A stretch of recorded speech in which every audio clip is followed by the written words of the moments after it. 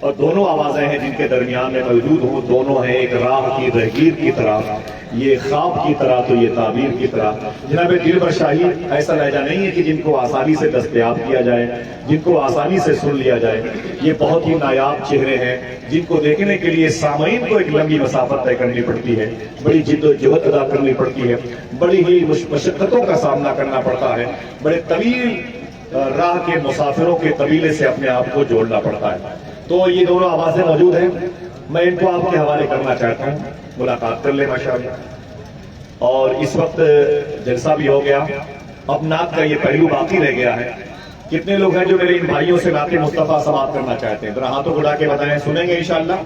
تو تھوڑا سا جو بکھرا ہوا ماحول ہے اسے آپ ترتیب میں لے آئیں، قریب آ جائیں، قریب آ جائیں، قریب آ جائیں، سب لوگ قریب آ جائیں، بیٹھیں ماشاءاللہ، ملاقات کر لیں۔ کوئی یہ تو بڑی سعادت ہے کہ آپ کے انگلیوں کو حضور غوث پاک کے شہزادے کے انگلیوں کا لمس مل جائے۔ بیٹھ جائیں ماشاءاللہ، یہ چالو کرائیے جی نعت۔ آپ بیٹھیے آپ لوگ بیٹھ جائیے، آپ بیٹھ جائیں گے تو بات بن جائے گی، ورنہ دقت ہو جائے گی بھائی۔ بیٹھ جائیے، نہیں بیٹھ جائیے آپ، بعد میں پکڑ لیں۔ بیٹھ جائیں، تھوڑا سا ذمہ داری سے نبھائیں، بیٹھ جائیں ماشاءاللہ۔ یہ بڑی بھیڑ ہے، یہ نقشہ پھر بدلے گا، یہ ماحول پھر بدلے گا انشاءاللہ، پھر وہی فضا نظر آئے گی جس فضا کے ہم متمنی ہیں، پھر وہی لوگ آئیں گے جو ابھی چلے جا رہے ہیں، بہت دیر سے بیٹھے ہوئے ہیں انشاءاللہ، اور نعتیں اور منقبتیں سماعت کریں گے۔ میں ایک نعرہ بلند کرتا ہوں، ذرا اپنے ہاتھوں کو اٹھا کے جواب دیجیے گا، نعرہ تکبیر۔ بیٹا بیٹھ جاؤ، بیٹھ جاؤ بھائی، بیٹھ جاؤ۔ بیٹھنے کا مطلب کیا ہوا بھائی آپ لوگوں کی؟ میرے کہنے کا مطلب کیا ہوا؟ جیسے میں سید صاحب جب دودھ کو لے رہے ہیں تو بیٹھ جاؤ نا بھائی، بیٹھ جاؤ ماشاءاللہ۔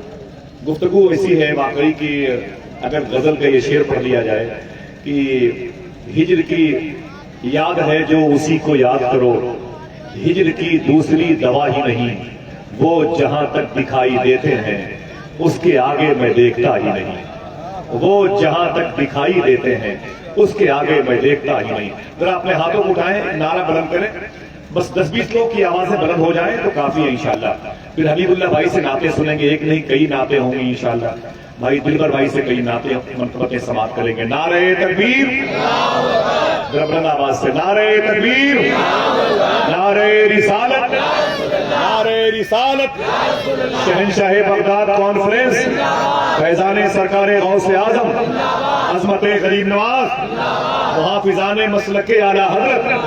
آپ نے بول دیا، آپ کی آواز میں نے سن لی، ٹھیک ہے، آپ کی آواز مجھ تک پہنچ گئی۔ اب میں 2-3 مصرے پڑھتا ہوں لیکن کوئی بولے نہ، سنیں آپ۔ رکھ کے لب اس میں محمد پہ ہٹاتا بھی نہ تھا،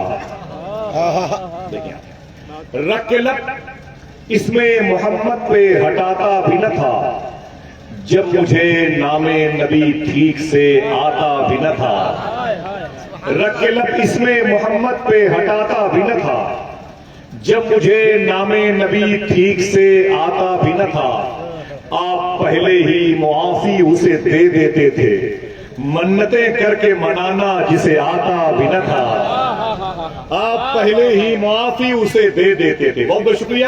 میں اسی ماحول کا منتظر تھا اور اسی منظر نامے کے فریم میں اس سنجیدہ تصویر کو دیکھنا چاہتا تھا۔ زور سے بولیں گے تو میرے شعر میں کمی کا احساس ہوگا۔ رکھ کے لب اس میں محمد پہ ہٹاتا بھی نہ تھا۔ تینوں لوگ بڑے میں شعر اچھا کہتے ہیں، بھائی عقیل صاحب بھی بہت اچھے شعر کہتے ہیں، ایک اچھے شعر کا لطف اٹھائیں۔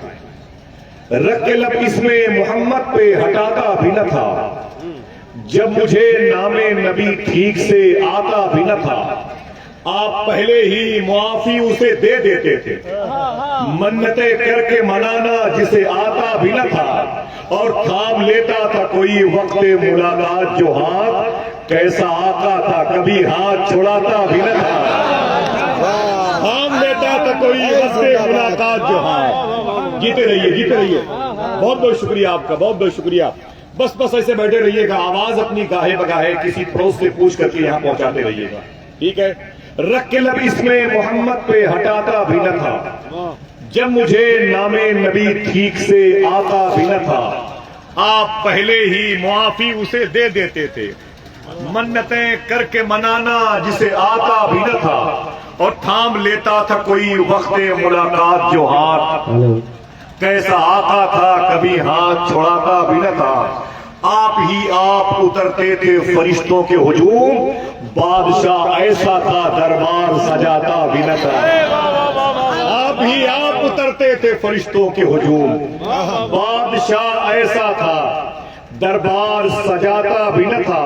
آخری شعر اس قبیل کا سجاتا بھی نہ تھا، اپنے کاندھے پہ نواسے لیے چل پڑتے تھے، گود میں جب کوئی بچوں کو بٹھاتا بھی نہ تھا، اپنے کاندھے پہ نواسے لیے چل پڑتے تھے، گود میں جب کوئی بچوں کو بٹھاتا بھی نہ تھا، تھام لیتا تھا کوئی وقت ملاقات جو ہاتھ، کیسا آتا تھا کبھی ہاتھ چھڑاتا بھی نہ تھا، کیسا آتا تھا کبھی ہاتھ چھڑاتا بھی نہ تھا۔